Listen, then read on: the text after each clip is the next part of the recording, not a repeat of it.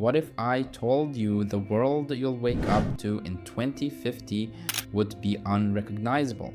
A place where 9.7 billion humans navigate cities that think, where diseases that terrify us today are merely footnotes in medical textbooks, and where your career might not even exist yet. Are you ready for this new reality? Because ready or not, it's already unfolding. The choices we make today will determine whether 2050 becomes our greatest achievement or our biggest regret. Urban living reimagined. Imagine standing on the 150th floor of a vertical city, looking down at streets that haven't seen traffic jams in decades. This isn't science fiction, it's urban life in 2050. By mid-century, over 35 megacities will house more than 10 million people each. Lagos, Nigeria will explode to 30 million residents. Jakarta, Indonesia will approach 38 million. These aren't just bigger cities, they're fundamentally different organisms. Think about your morning routine today. Now imagine this. Aisha wakes up in her Lagos apartment. The walls automatically adjust their transparency as sunrise begins. Her home has been monitoring her sleep cycles and determines the optimal moment to wake her. The shower recycles water in real time, using 90% less than our wasteful 2025 systems. As she leaves her building, she doesn't check traffic, there isn't any. That's because 75% of urban infrastructure now has IoT integration. Traffic lights don't exist anymore, vehicles communicate directly with each other and the road itself. The concept of rush hour feels as outdated as dial-up internet. Computer, schedule a community garden session for this afternoon. Aisha says to her neural interface as she walks. Her neighborhood operates on the 15-minute city model. Everything essential to daily life lies within a 15-minute walk or bike ride. Schools, healthcare, shopping, work, and entertainment all exist in compact, thoughtfully designed neighborhoods. The building she passes is literally alive. Its facade covered in specialized algae that captures carbon and produces oxygen at rates 400 times more efficient than traditional trees. This isn't just urban decoration. These living buildings are crucial carbon sinks in a world still wrestling with climate impacts. Underground, an equally complex city exists. Utility networks, delivery systems, and even some living spaces extend below the surface, maximizing the three-dimensional use of limited urban territory. Above, green roofs cover 80% of structures, growing food and providing natural cooling without energy consumption. Aisha checks her water credits on her neural display. Her community's closed-loop water recycling system has reduced consumption by 90% compared to 2025. Her building collects rainwater, processes gray water, and even harvests atmospheric moisture during humid days. This isn't just Lagos. In New Delhi, similar systems have eliminated the water crises that plagued the early 2020s. In Miami, amphibious architecture rises and falls with seasonal flooding, ending the climate displacement that once threatened coastal communities. The most striking change, the air. It's clean.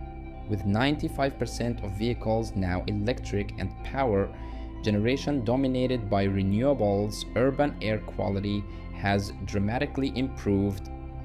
Elderly residents often remark that they hadn't breathed air this clean since childhood, but these advancements weren't inevitable.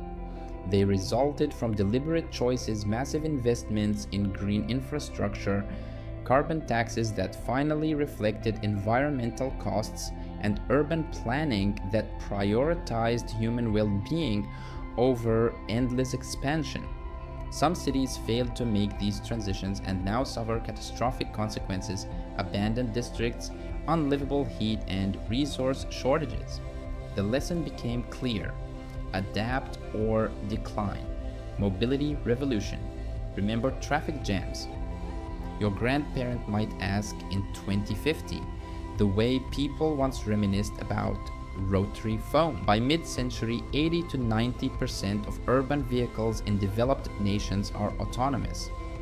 But this statistic doesn't capture the profound change in how we experience movement. The great gridlock that consumed countless human hours and triggered road rage is now memorialized in museums. Remember the days of hunting for parking?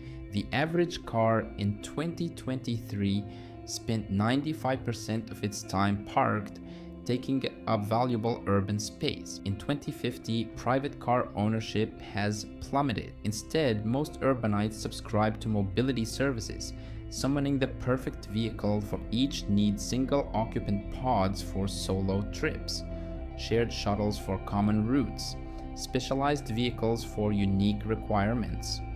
Electric vehicles dominate, making up 95% of new sales globally. But these aren't the EVs from 2025. Solid-state batteries provide 1,000 plus mile ranges. Charging happens wirelessly from roadbeds while vehicles are in motion. The anxieties about range and charging times feel as distant as worries about finding telegraph stations. For Max in Barcelona, the morning commute looks nothing like it did For Max in Barcelona, the morning commute looks nothing like it did for his parents. He steps outside, and his mobility app has already anticipated his needs based on his calendar. A 4-person autonomous pod arrives, picking up two other commuters heading in the same direction, the system constantly optimizing routes like a living organism. As they approached the city center, the pod joins a platoon of vehicles moving in perfect synchronization, inches apart yet completely safe. This vehicle chain acts as a temporary train, increasing road capacity by 500% compared to human drivers who needed wide safety margins. For longer journeys, high-speed rail connects 70% of major cities, with some routes achieving speeds over 700 miles per hour through vacuum tube technology. What once took days now takes hours. Paris to Beijing, under 12 hours. New York to London, less than 4 hours. Perhaps most dramatic is the shift to air mobility. By 2050, over 200 cities have functional air taxi networks. In Sao Paulo, which pioneered these systems out of necessity due to ground congestion, thousands of electric vertical takeoff and landing eVTOL aircraft move through programmed sky lanes. The commute that once took 2 hours by car now takes 15 minutes by air, with similar costs to ground transportation due to autonomous operation and electric efficiency. Underlying all this is a unified digital backbone, transportation systems that talk to each other. When Blake lands at Sydney Airport, the system already knows to have an autonomous pod waiting, preloaded with the climate settings from his profile, ready to optimize its route based on real-time conditions. The environmental impact is staggering. Transportation emissions, once nearly 30% of the global total, have decreased by over 80% through electrification, efficiency, and reduced demand, thanks to remote work and optimized urban design. Yet this revolution wasn't as smooth. The transition displaced millions of driving jobs. Countries that established retraining programs and basic income supports weathered the shift most successfully. Those that resisted change faced social upheaval as the transition happened anyway, but without preparation. Healthcare transformation. By 2050, the most dreaded diseases of our time, cancer, heart disease, diabetes, no longer inspire the same fear. Global life expectancy has reached 77 to 82 years, with the first humans documenting verified ages beyond 125. But statistics can't capture what this means for individual lives. Take Elena, born in 2040 in Mexico City. From before birth, genetic screening identified potential health risks. Some were addressed through CRISPR gene therapy in utero. Others became the focus of her personalized health plan from infancy. The annual physical, ancient history, Elena's health data streams continuously from nanoscale sensors in her bloodstream, with AI systems detecting abnormalities months or years before symptoms would have appeared. Her bathroom mirror performs daily health scans during her morning routine, analyzing everything from skin changes to subtle shifts in facial blood flow that might indicate stress or sleep issues. When Elena does need medical attention, she rarely visits a physical doctor for routine matters. About 60% of primary care happens via telemedicine, with AI systems handling initial diagnostics and specialists joining only when necessary. For most people, the hospital is a place they seldom visit. For serious conditions, the advances are even more dramatic. Cancer treatment in 2050 bears little resemblance to the brutal approach of chemotherapy that characterized the early 21st century. Targeted therapies attach to cancer cells with molecular precision. Nanobots deliver treatments directly to tumors. Many cancers are cured with single treatments rather than extended protocols. Organ failure, the shortage of transplant organs that caused waiting lists in the 2020s has largely been solved.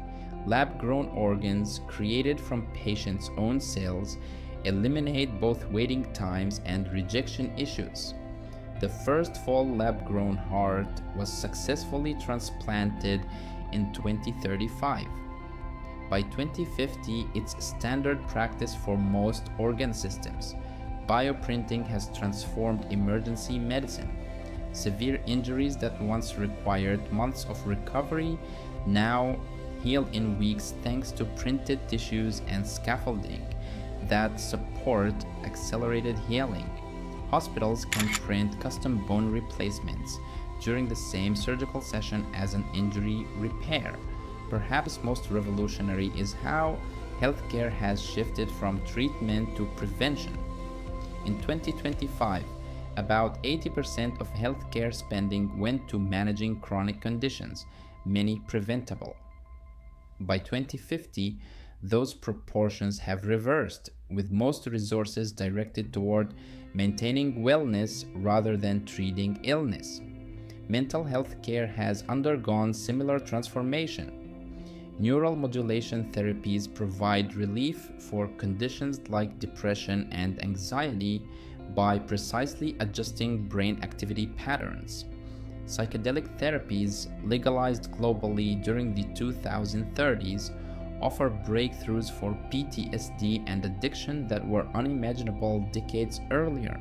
Healthcare AI systems diagnose conditions with 99% accuracy in many specialties, democratizing expertise that was once concentrated in elite medical centers.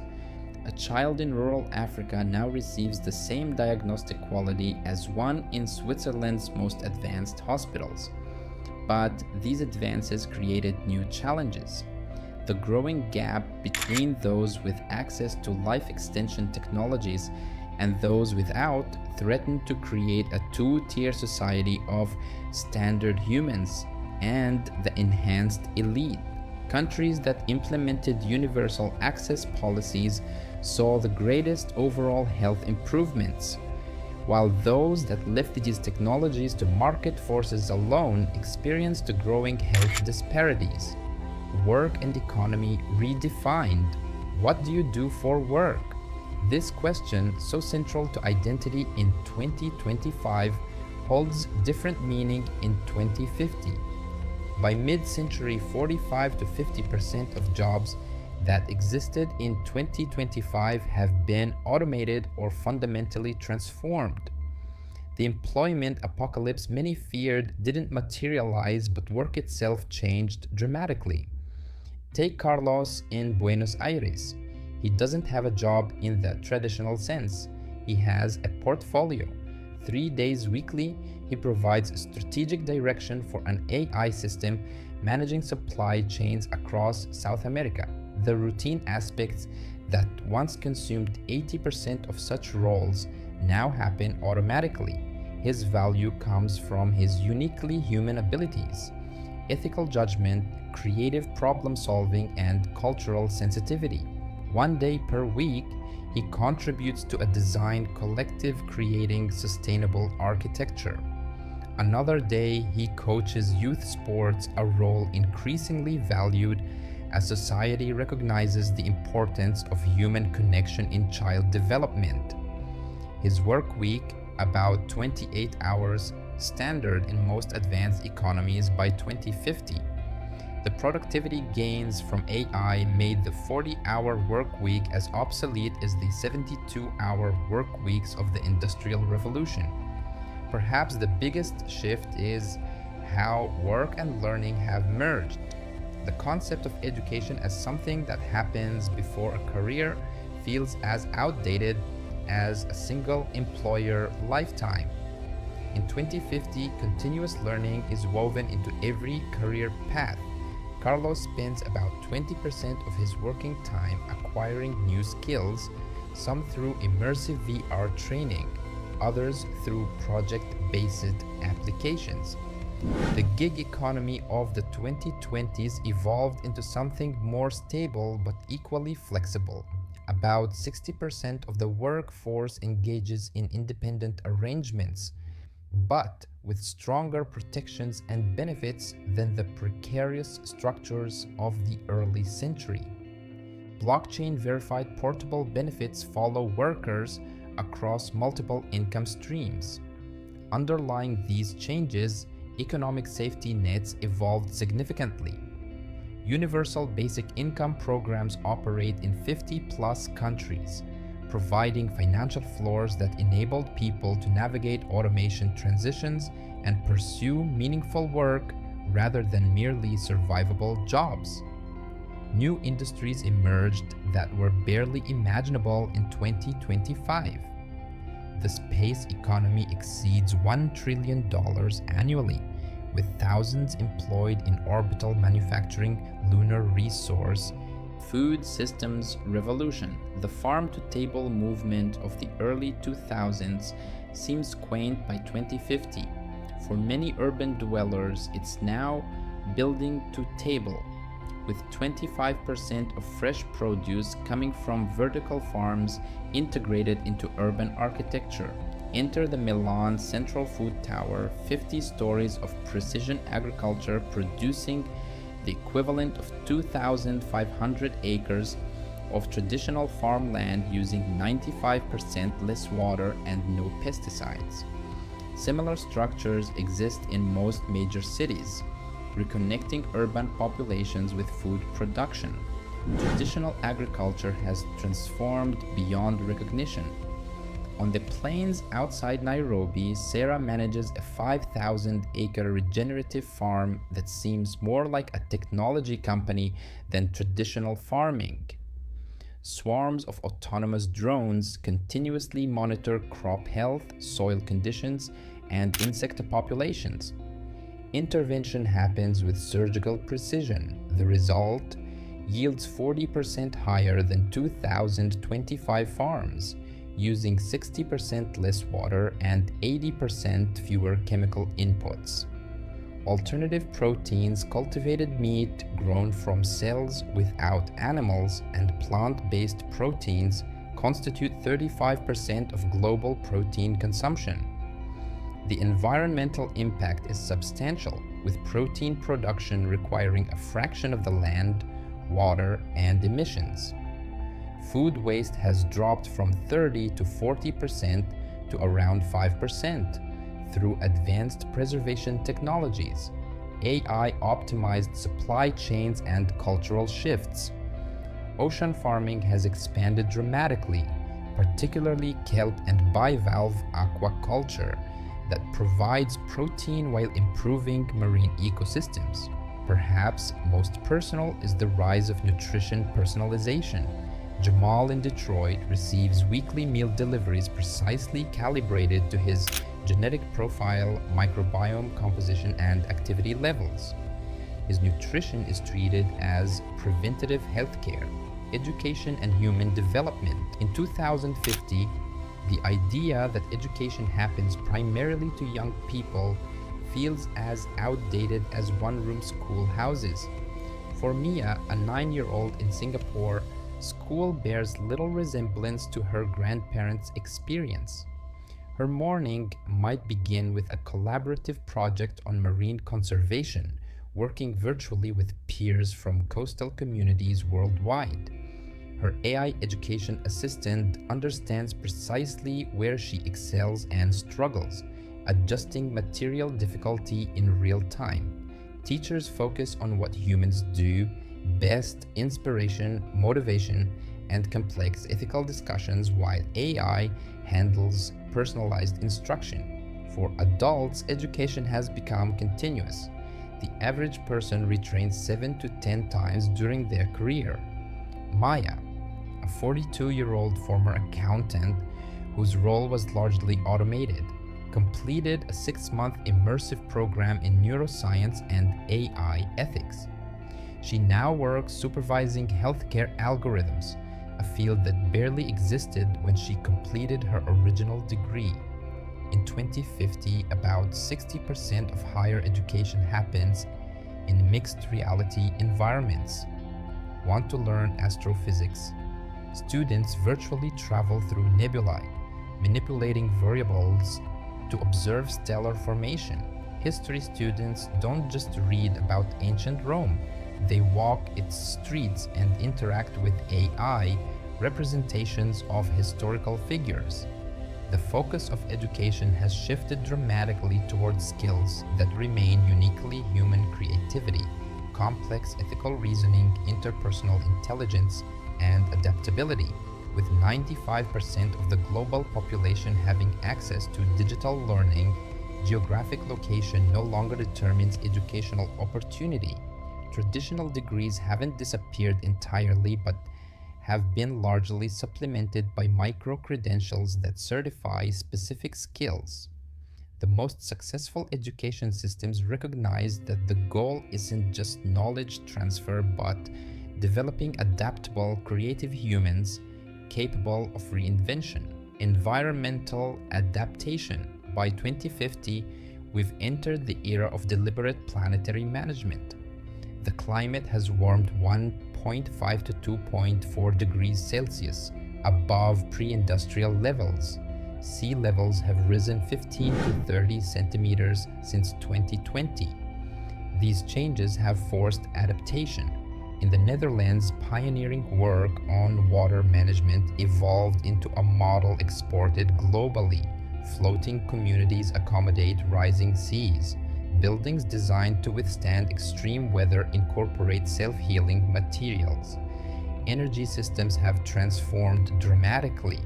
Renewable sources provide 50 to 70% of global electricity. Commercial fusion power began limited deployment in the 2040s, promising virtually unlimited clean energy. Perhaps most ambitious are the carbon removal initiatives. Industrial-scale direct air capture facilities remove gigatons of historical carbon emissions annually. Biodiversity preservation has become a global priority. Enormous rewilding initiatives have restored ecosystems across millions of acres. Weather modification has been deployed in limited, carefully governed applications. Typhoon intensity reduction systems operate in vulnerable coastal regions. Cloud seeding programs address localized drought. Resource efficiency has improved dramatically.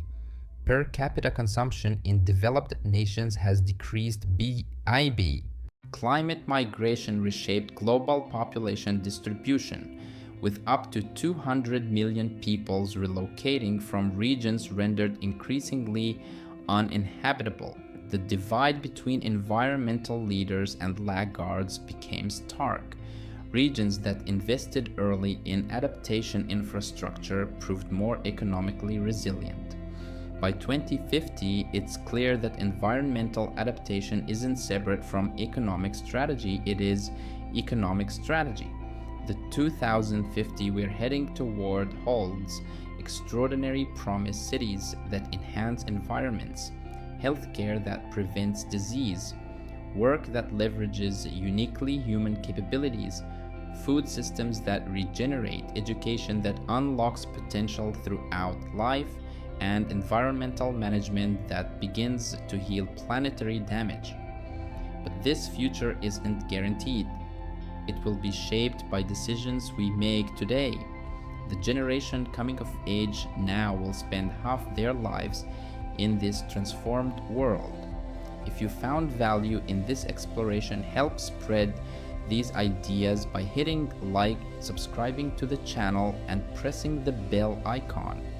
Share this with someone whose perspective on the future you'd value. Your engagement helps these important conversations reach more people as we collectively navigate humanity's next chapter.